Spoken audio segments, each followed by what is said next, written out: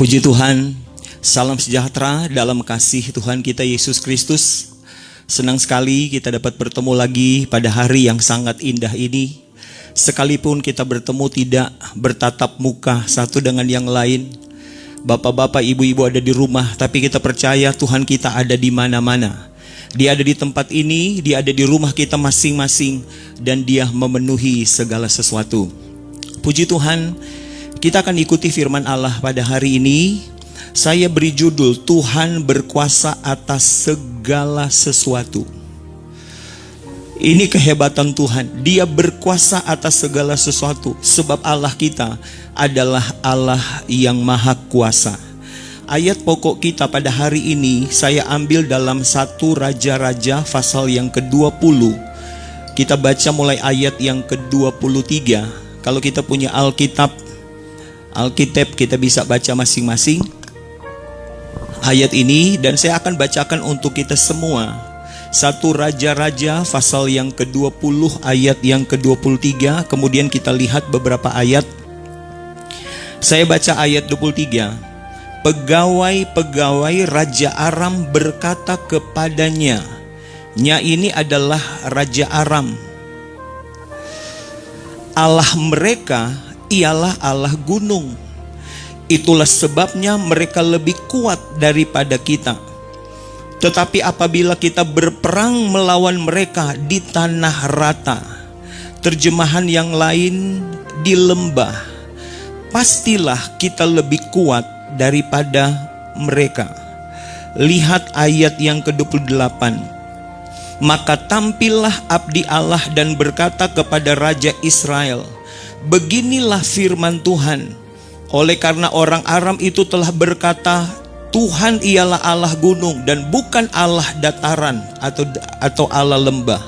Aku akan menyerahkan seluruh tentara yang besar itu ke dalam tanganmu, supaya kamu tahu bahwa akulah Tuhan. Ayat 29. 7 hari lamanya mereka berkemah berhadap-hadapan. Tetapi pada hari yang ke-7 mulailah pertempuran. Dan pada suatu hari orang Israel menewaskan 100.000 orang berjalan kaki dari orang Aram itu. Nah, Bapak Ibu Saudara kekasih dalam Tuhan, kita baru membaca bersama-sama beberapa ayat dalam Alkitab. Satu waktu terjadi peperangan antara orang Israel dengan orang Aram. Dan peperangan itu pertama terjadi di gunung. Ketika peperangan terjadi di gunung, maka dalam kisah ini orang Israel mengalahkan orang Aram. Terpukul kalah orang Aram. Jumlah mereka yang tewas, yang mati itu begitu banyak, saudara kekasih dalam Tuhan. Nah, kemudian para pegawai-pegawai Raja Aram datang pada raja. Mereka berkata begini kepada raja mereka, Raja, itu Allah dari orang Israel itu adalah Allah gunung. Artinya apa? Allah dari orang Israel cuma jago di gunung. Mari kita robah cara berperang kita. Sekarang kita berperang di lembah. Sebab Allah orang Israel hanya jago di gunung, hanya hebat di gunung. Kalau di gunung, maka Allah mereka akan berperang bersama dengan orang Israel, dan mereka kuat karena Allah mereka adalah Allah gunung. Tapi mari sekarang kita berperang di lembah, kita berperang di dataran, kita pasti akan menang. Nah, saudara kekasih dalam Tuhan, maka mulailah terjadi peperangan. Orang Aram mulai mengundang orang Israel untuk berperang di dataran, untuk berperang di lembah. Dan ayat yang kita baca tadi, ketika terjadi peperangan di lembah, sebagaimana Tuhan menolong orang Israel mengalami kemenangan di gunung, kemenangan yang sama, cara Tuhan yang sama, mujizat Tuhan yang sama juga terjadi di lembah. Hal ini mematahkan anggapan dari orang Aram bahwa Allah orang Israel cuma jago di gunung.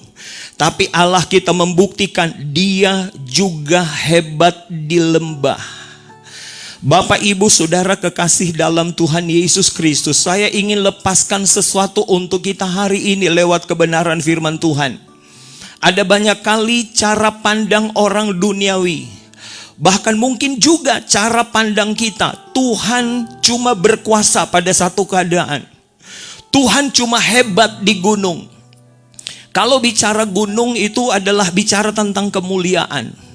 Kalau bicara gunung itu bicara tentang bertambah-tambah, hidup yang naik.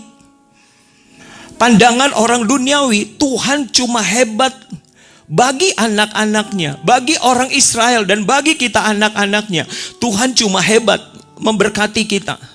Tuhan cuma jago untuk membuat kita bertambah-tambah.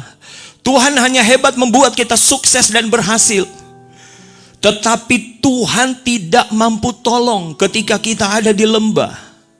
Sebab bahasa lembah, arti dari lembah itu adalah bicara tentang pergumulan.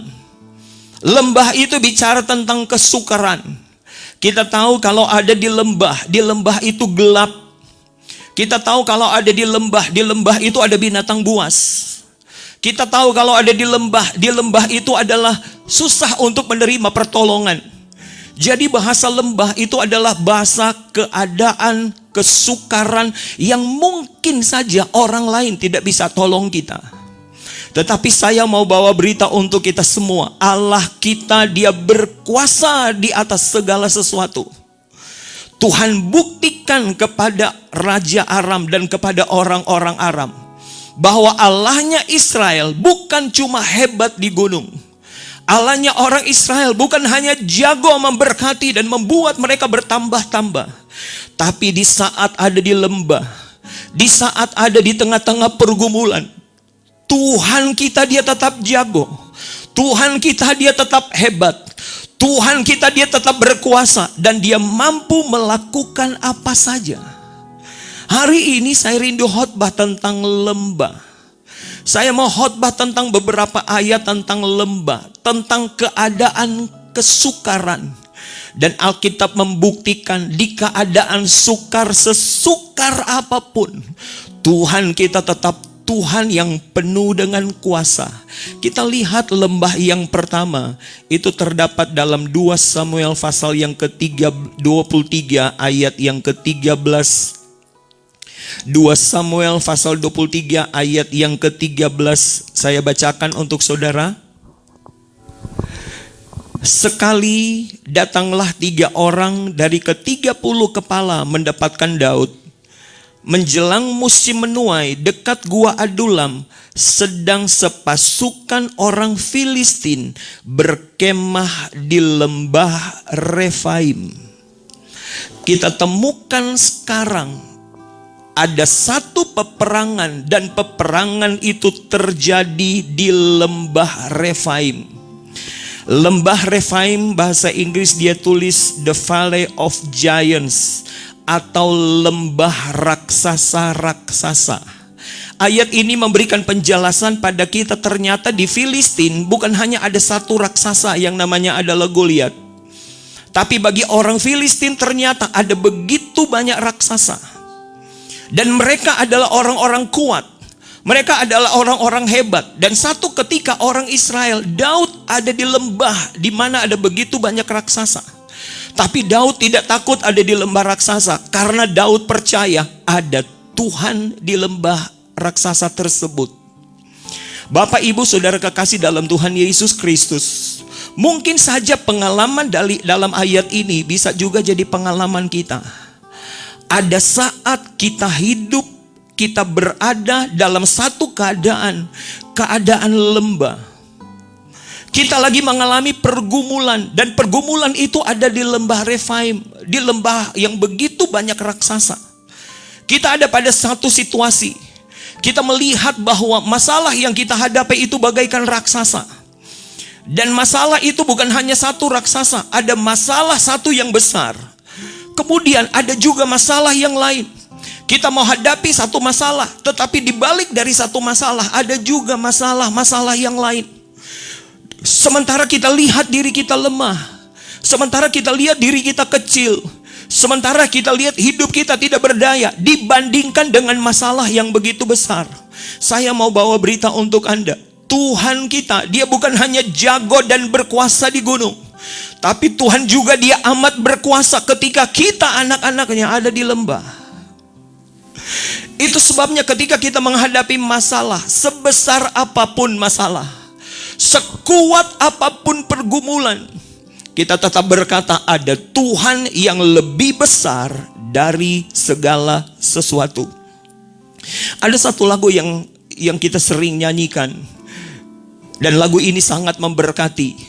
Mulanya kata-kata teksnya berkata begini: seringkali ku mengeluh, bebanku berat.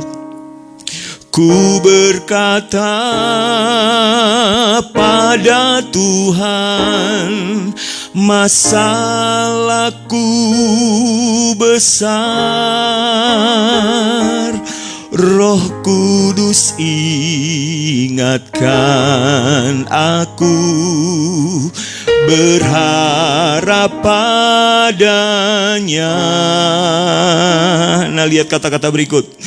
Dengan iman ku katakan, hai masalah, aku punya Tuhan yang besar. Ini harus jadi kata-kata iman kita. Sekalipun kita ada di lembah, sekalipun kita ada pada situasi pergumulan, dan pergumulan kita hadapi itu bagaikan raksasa-raksasa yang besar, tapi harus dengan iman kita berkata, aku punya Tuhan yang besar. Dan Tuhan kita yang besar, Dia mengatasi segala sesuatu, dan Dia berkuasa atas segala sesuatu. Saya mau bawa berita untuk kita hari ini. Saya tidak tahu pergumulan apa yang Anda hadapi hari-hari ini, tapi kalaupun pergumulan itu menurut pandangan Anda, pergumulan itu adalah pergumulan yang besar.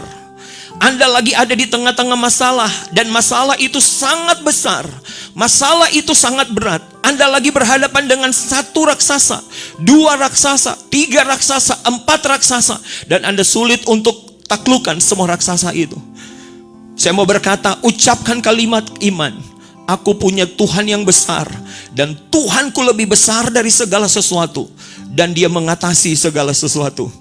Haleluya, haleluya. Kami pernah mengalami pergumulan yang sama, saudara-saudara, di penggembalaan. Satu kali ada jemaat kami sakit. Dia masuk ke rumah sakit. Ketika dia masuk ke rumah sakit, didoakan. Tetapi akhirnya vonis dokter jemaat itu harus pulang. Karena dokter angkat tangan, hands up, tidak berdaya lagi, tidak berguna lagi ada di rumah sakit, dikasih obat, disuntik dan lain-lain. Sementara menurut analisa dokter, dia tidak bisa tertolong dan mati. Akhirnya saudara-saudara, dokter anjurkan dia untuk pulang. Dikasih berita pada kami gembala bahwa si jemaat ini sudah disuruh pulang karena dokter sudah angkat tangan. Saya sebagai gembala, saya rasa ini satu pergumulan berat. Karena secara medis sudah angkat tangan, tidak berdaya, saudara-saudara. Sore itu di hati saya bilang, Tuhan gimana Tuhan? Saya mau pergi berdoa, tapi di hati saya berpikir, kenapa harus keluar rumah sakit? Toh di rumah sakit dapat infus dan lain-lain sebagainya. Kalaupun harus mati, masih punya waktu karena ada infus makanan yang masuk. Akhirnya malam-malam, saudara-saudara, saya belum pergi berdoa. Saya datang ke satu ibadah rumah tangga di Tontimomor. Lagi saya bermain gitar, lagi saya bermain musik di tengah-tengah ibadah. Roh Kudus bicara di hati saya. Selesai ibadah, pergi doakan jemaat itu. Dan akhirnya setelah selesai ibadah, saya panggil beberapa teman. Mari kita pergi, kita doakan kekasih yang menurut dokter tidak punya harapan lagi. Kami pergi ke rumah, kami pergi ke tempat di mana kekasih ini ada. Kami tiba, kami ambil alat musik, kami mulai menyembah Tuhan. Mulai menyembah Tuhan, hadirat Tuhan turun, hadirat Tuhan turun. Allah kerja luar biasa. Allah buktikan bahwa Dia menaklukkan musuh sebesar apapun, karena Dia berkuasa di atas segala-galanya. Saudara-saudara, ketika kami berdoa, si jemaat yang sakit dia tidak sadar diri. Tapi tubuhnya bergoyang, tapi dia tidak sadar. Tapi waktu kami selesai berdoa, dia bisa tidur. Setelah dia bisa tidur, kami pulang. Pagi-pagi setelah selesai beston di gereja, saudara-saudara, kami dapat telepon dari istrinya bahwa suaminya bangun dalam keadaan sehat. Suaminya bangun dalam keadaan tubuh yang sudah bugar. Dia minta makan dan dia sudah bisa jalan. Haleluya. Ini membuktikan Tuhan kita. Dia tidak peduli sebesar apapun raksasa yang kita hadapi. Dia buktikan bahwa dia Tuhan yang sanggup melakukan apa saja untuk tolong kita, anak-anaknya. Itu sebabnya jemaat yang dikasihi Tuhan, seberapa banyak kita yang bisa dengar suara firman Allah ini. Saya mau bawa berita untuk Anda. Kalau Anda ada dalam suatu situasi pergumulan yang Anda rasa itu sangat berat, Anda rasa Anda tidak mampu menghadapi, karena Anda bagaikan menghadapi ada satu musuh besar bagaikan raksasa, pergumulan yang sulit untuk ditaklukkan. Saya mau bawa berita untuk Anda. Tuhan kita, dia bukan cuma jago di gunung, tapi Tuhan juga dia jago di lembah yang begitu banyak raksasa. Dengan iman kita akan berkata bersama-sama, aku punya Tuhan yang besar. Dan percayalah ketika Anda dengar firman Tuhan ini, dan Anda imani firman Tuhan ini, saya percaya Anda mulai terima jalan keluar di dalam nama Yesus. Saya percaya musuh-musuh mulai ditaklukkan di dalam nama Tuhan Yesus, karena kita punya Tuhan yang besar. Itu sebabnya jangan takut kalau ada di satu lembah, dan di lembah masalah itu Anda hadapi begitu banyak masalah. Di lembah masalah itu Anda hadapi ada begitu banyak raksasa-raksasa. Percayalah, di lembah raksasa pun ada Tuhan yang hebat, yang sanggup tolong kita. Kita lihat lembah yang berikut, Mazmur 84 ayat yang ke-7. Kita lihat lembah yang kedua, Mazmur 84 ayat yang ke-7. Firman Allah berkata begini, apabila melintasi lembah Baka, mereka membuatnya menjadi tempat yang bermata air. Bahkan hujan pada awal musim menyelubunginya dengan berkat. Lembah yang kedua namanya adalah lembah Baka. Lembah, satu keadaan sulit, dipakai kata lagi Baka. Kalau kita lihat dalam kamus besar bahasa Indonesia, Baka itu artinya tidak bisa diubah. Jadi dengan kata lain, lembah Baka itu adalah satu keadaan pergumulan yang besar, yang luar biasa, dan keadaan itu tidak bisa diubah. Tapi ayat ini bilang, mereka sanggup membuat lembah Baka menjadi tempat yang bermata air. Saudara-saudara, mungkin ada di antara saudara yang lagi mengalami pengalaman Anda sudah divonis tidak mungkin lagi berubah. Anda sudah divonis Anda tidak mungkin lagi untuk berhasil. Anda sudah divonis dengan kata-kata yang tidak mungkin, tidak mungkin, tidak mungkin. Saya mau bawa berita untuk Anda. Ketika Anda ada di lembah itu dan Anda bersama-sama dengan Tuhan, Tuhan itu punya kuasa. Dia spesialisasi mengubah semua keadaan. Dari yang tidak mungkin menjadi mungkin. Satu ketika, saudara-saudara, saya lagi dipastori, saya dapat telepon dari seorang jemaat yang ada di Jakarta. Saya dapat telepon, mereka minta untuk saya bantu doa. Saya tanya, kenapa saya perlu bantu doa? Mereka bilang begini, ini ibu bilang begini, tolong bantu doa saya. Kami rindu untuk punya anak, tetapi tunggu, belum hamil. Tapi tiba-tiba dalam penantian itu istrinya mulai hamil. Perutnya mulai membesar. Dan ketika perutnya mulai membesar, mereka anggap bahwa itu adalah kehamilan. Nah, mereka datang kepada dokter, kunjungi dokter, periksa pada dokter tentang kehamilan dari istrinya. Waktu dokter periksa pakai alat dan lain-lain sebagainya, betapa terkejutnya keluarga ini. Sebab dokter berkata begini, yang ada di kandungan dari ibu itu bukan bayi, itu bukan bakal anak. Tapi kami telah mendeteksi, kami lihat bahwa di kandungan dari ibu itu ada kanker. Dan kanker itu dalam keadaan ganas.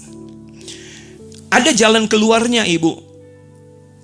Kandungan ibu dioperasi, tetapi risikonya kandungan ibu harus diangkat. Dan ibu tidak bisa dapat anak lagi.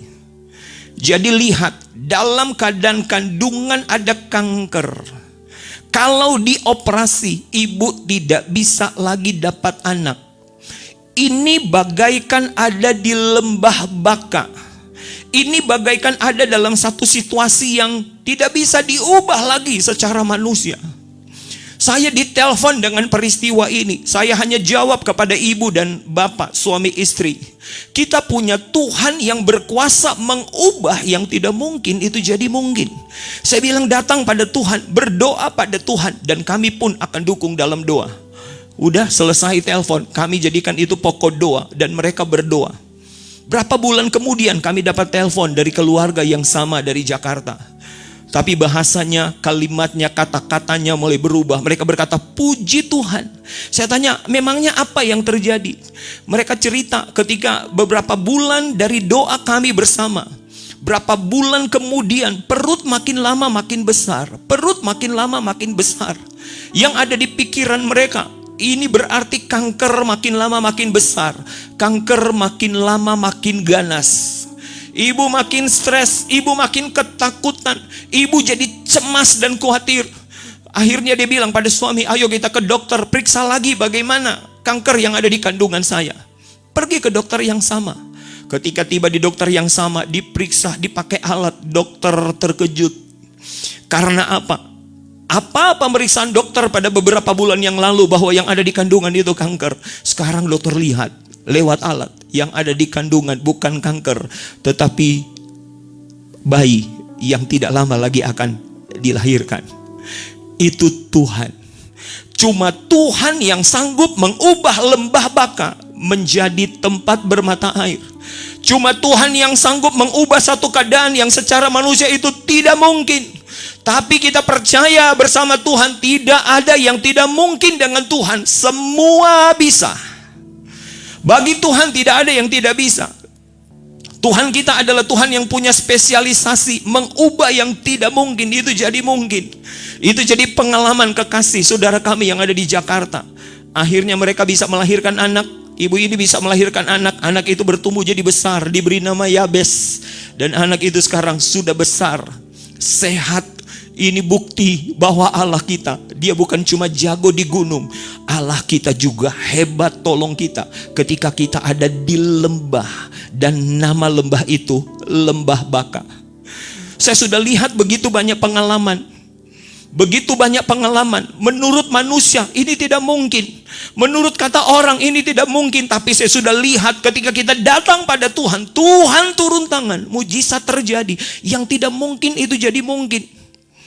Saya pernah dengar ada satu ibu yang cerita pada kami. Ibu ini mengeluh karena dia berkata, suami saya tidak mungkin lagi untuk berubah. Karena mereka punya masalah keluarga. Saya hanya bilang, di dalam Tuhan tidak ada yang tidak bisa. Di dalam Tuhan semua bisa. Saya titip, mari ibu, kita satu dalam doa. Ibu doa, kami doa. Ibu puasa, kami juga puasa. Berlalunya waktu kami doa dan kami puasa, kami bawa masalah ini pada Tuhan. Satu waktu saya diundang untuk khotbah pada keluarga ini. Hari ulang tahun dari papanya dan hari ulang tahun dari anaknya. Saya khotbah, habis khotbah makan. Lagi makan ibu bisik pada saya, Pak Pendeta, apa yang kita doakan yang waktu yang lalu, yang saya bilang itu tidak mungkin, sekarang sudah jadi kenyataan. Suami saya sudah diubahkan oleh Tuhan. Dan suami saya sudah menjadi suami yang setia. Itu Tuhan. Itu Tuhan. Bagi Tuhan tidak ada yang tidak mungkin. Kami pernah menggumuli satu anak muda, saudara-saudara, yang masih SMP. Orang tuanya mulai mengeluh karena anak ini begitu nakal. Anak itu melakukan begitu banyak hal yang menyakiti hati orang tua. Saya bilang pada orang tuanya, kepada mamanya, jangan khawatir, doakan saja.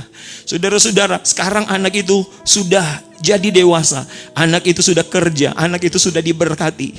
Membuktikan Tuhan kita, dia bukan cuma jago di gunung, tapi dia juga jago di lembah. Haleluya, puji Tuhan. Kemudian lembah baka ini juga punya pengertian tentang lembah kekeringan. Ada waktunya, ada saatnya kita ada di lembah dan lembah itu kering. Namanya adalah lembah kekeringan. Tetapi Alkitab sudah berkata dalam Mazmur 84, lembah baka, lembah kekeringan bisa berubah menjadi tempat yang bermata air. Itu hanya bisa jadi ketika kita ada di dalam Tuhan. Saudara-saudara, kalau kita mengalami kekeringan, ekonomi kita mulai kering, dompet kita mulai kering, usaha kita mulai kering, segala sesuatu mulai terasa gersang. Hasil-hasil yang harus kita terima lewat keluarga kita mulai terasa semua kering. Mulai kurang pemasukan dibandingkan dengan pengeluaran yang begitu besar. Kita merasa kita mulai bangkrut. Kita merasa kita tidak mampu lagi untuk membiayai biaya hidup kita di hari-hari yang akan datang. Suasana lagi kering. Kita ada di lembah kekeringan. Di dalam Tuhan, lembah kekeringan itu bisa berubah menjadi lembah yang penuh dengan mata air.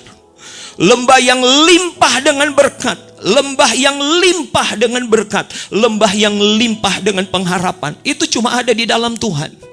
Saya mau bawa berita untuk semua kita yang bisa dengar firman Allah ini. Kalau hari-hari ini Anda ada dalam kekeringan, Anda lagi mengalami kekeringan, jangan takut, jangan cemas, jangan frustrasi. Masih ada pengharapan besar di dalam Tuhan. Ketika kita bersama-sama dengan Tuhan, Tuhan akan ubah lembah kekeringan menjadi lembah yang penuh dengan mata air. Satu waktu, saudara-saudara, ada satu mantan pejabat, dia datang berkunjung ke kami di pastori. Dan dia mulai cerita tentang keadaannya. Mereka mengalami kekeringan. Dia baru pensiun dalam usaha. Dia dapat mengumpulkan uang dari sejak dia kerja dulu sampai pensiun. Dia dapat kumpul uang yang cukup banyak. Tetapi ketika dia pensiun, dia masih rindu untuk melanjutkan usaha-usahanya. Tapi cerita dari keluarga ini, mereka bangun usaha di satu tempat, ditipu, rugi 400 juta. Mereka bangun satu usaha di satu tempat, ditipu 300 juta. Pendeknya, saudara-saudara, mereka mengalami kerugian lebih dari 1 miliar. Mereka berusaha, mereka punya rumah yang kayak toko. Mereka berusaha untuk coba lagi, berusaha lagi dengan toko mereka. Tapi bangkrut. Usaha paling terakhir, mereka angkat kredit di bank dan membeli satu alat untuk mereka berusaha.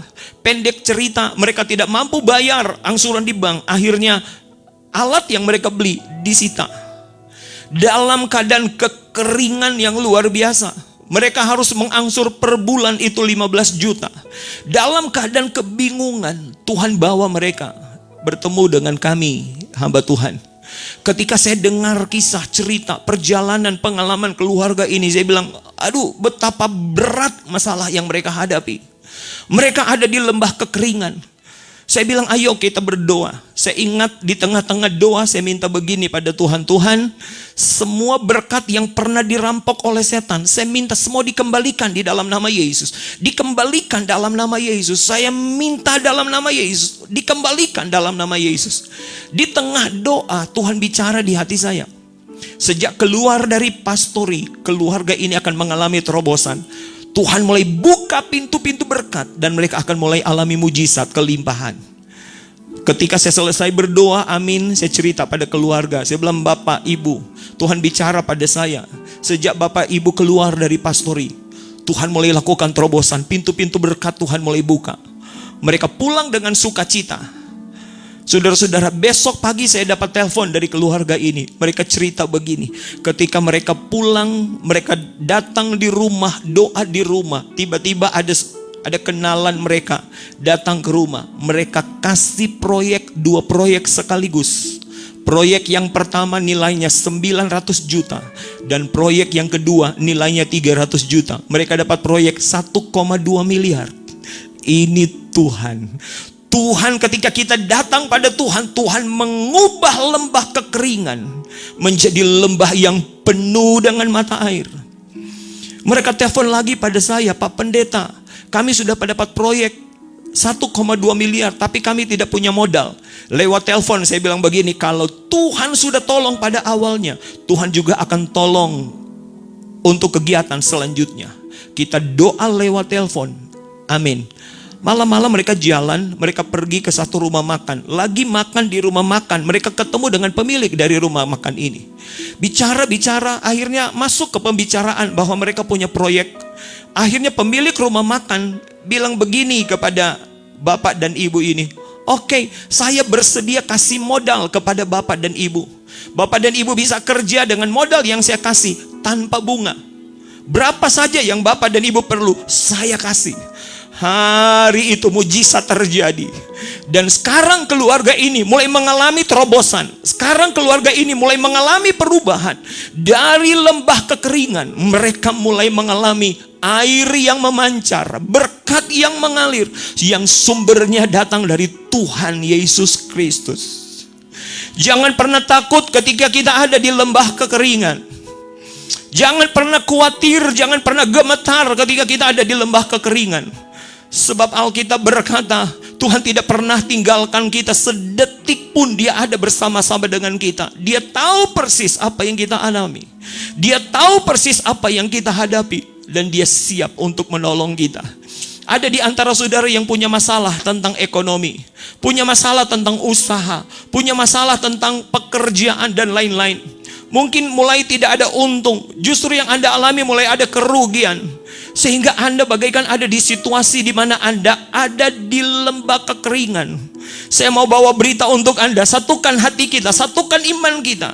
Terobosan itu mulai jadi bagi Anda sekarang. Di dalam nama Tuhan Yesus, Anda akan lihat Tuhan akan mulai ubah keberadaan Anda. Dari lembah kekeringan, sekarang mata air Tuhan mulai memancar dalam usaha dan pekerjaan Anda. Anda akan terima, Anda mulai terima sekarang. Aku ucapkan kata-kata iman dalam nama Tuhan Yesus. Tuhan ingin buktikan bahwa dia sanggup mengubah lembah kekeringan menjadi lembah yang penuh dengan mata air. Saya akan akhiri khotbah ini dengan Mazmur pasal yang ke-23. Ada satu lembah dalam Mazmur 23. Kita baca bersama-sama ayat yang keempat. Daud berkata begini, sekalipun aku berjalan dalam lembah kekelaman, aku tidak takut bahaya, sebab Engkau besertaku. Gadamu dan tongkatmu, itulah yang menghibur aku. Kita lihat lembah yang ketiga adalah lembah kekelaman. Arti dari lembah kekelaman itu adalah lembah gelap gulita. Gelap. Kalau kita ada di satu ruangan, tiba-tiba mati lampu dan gelap gulita, kita tidak tahu jalan keluarnya. Gelap, lembah kekelaman ini bicara tentang satu situasi yang tidak ada jalan keluar. Saya mau berkata, Tuhan itu punya spesialisasi. Dia sanggup membuat jalan yang tertutup. Dia sanggup buat jalan mujizat. Itu sebabnya Daud berkata, aku tidak takut ketika aku ada di lembah itu. Karena dia bilang, Tuhan bersama dengan aku. Sekalipun semua pintu-pintu tertutup, tapi kalau ada Tuhan, Tuhan itu mampu menciptakan jalan mujizat. Haleluya. Lembah kekelaman ini juga bicara tentang lembah bayang-bayang kematian. Mungkin saja kita ada pada lembah bayang-bayang kematian. Kami pernah mengalami itu di sekolah Alkitab Langoan, saudara kekasih dalam Tuhan. Saya dipanggil untuk mendoakan ibu itu. Ketika saya datang ke kamar di asrama siswi, saya coba sentuh ibu itu. Ibu itu dalam keadaan tidak berdaya, saudara kekasih dalam Tuhan Yesus Kristus. Tidak berdaya ibu itu. Saya bilang, kenapa kamu tidak panggil untuk didoakan dari berapa hari sebelumnya? Katanya ibu tidak mau. Ibu mempraktekkan imannya sendiri. Tapi waktu itu dia dalam keadaan tidak berdaya. Sebagai hamba Tuhan, saya bilang, aduh, kalau sampai ibu ini mati di sekolah Alkitab, bagaimana keadaannya? Saudara-saudara, Tuhan ilhami saya, ada kuasa dalam pujian. Saya bilang, ambil musik. Kita ambil gitar, kita mulai main gitar. Sementara saya bermain gitar, memuji, menyembah Tuhan, badan saya itu saya sandarkan di tempat tidur dari ibu. Main, kita mulai menyembah, kita mulai memuji Tuhan. Hadirat Tuhan turun. Ketika hadirat Tuhan turun, kami mulai dikuasai oleh Roh Kudus. Kami mulai berbahasa roh. Saya percaya mujizat Tuhan itu mulai jadi. Saya percaya bayang-bayang kematian itu Tuhan mulai ubah bayang-bayang itu menjadi satu hal yang menghidupkan. Tiba-tiba lagi menyembah Tuhan, saya rasa di tubuh saya seperti tempat tidur dari ibu ini mulai bergerak.